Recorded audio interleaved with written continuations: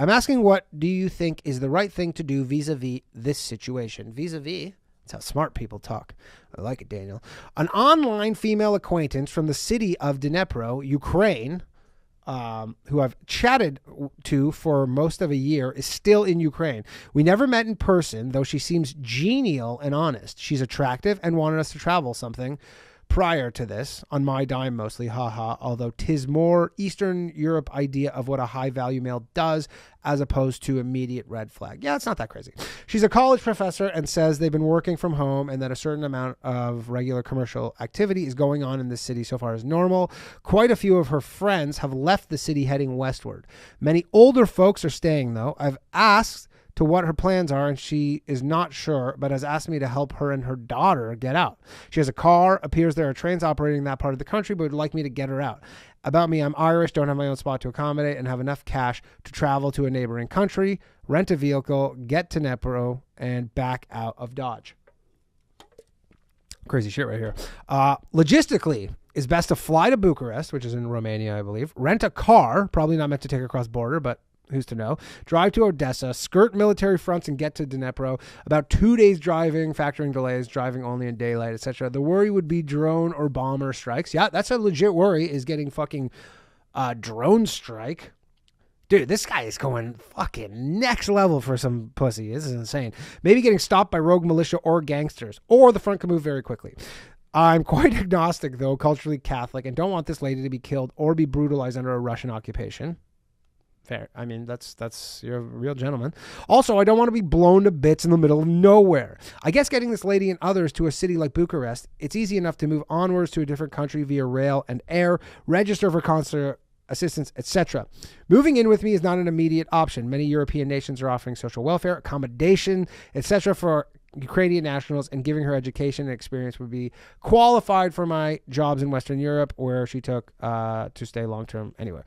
Obviously, I was hoping there was an ending of hostilities immediately. However, if not, I don't want to be the bastard that didn't help someone when I could have. What do you think? There's definitely one to chat on the phone with your good self and the boys. Thanks. Yeah, Daniel. I mean, I would love to call in. I'm going to email him and just follow up and say, hey, if you ever want to call in and talk about it, because he sent this. When did he send this? A couple weeks ago. So. This is a bit of an old one I hadn't got to yet.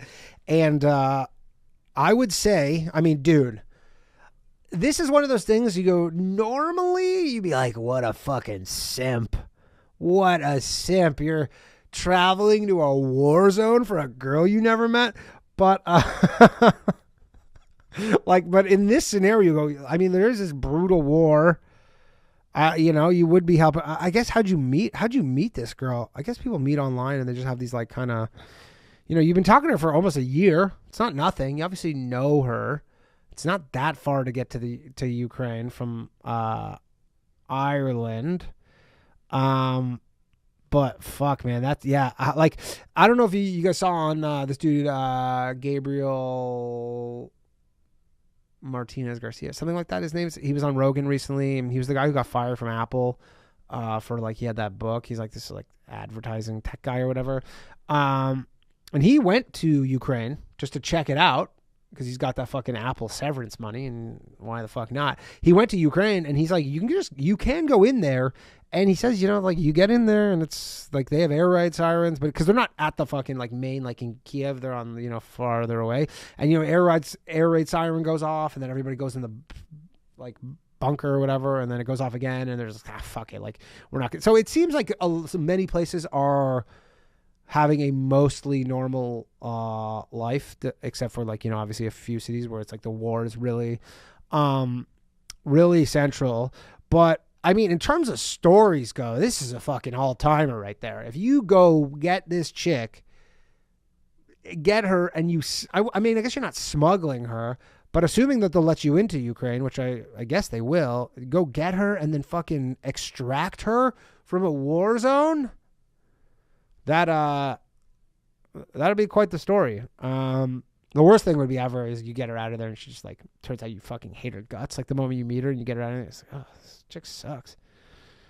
Or she catfished you and you show up and she's like, you don't look like your pictures. And she's like waving. She's like, Daniel, come rescue me. And you're just driving and you go, is that? He doesn't look like the pictures. Then you just fucking keep going and just U-turn back to Ireland.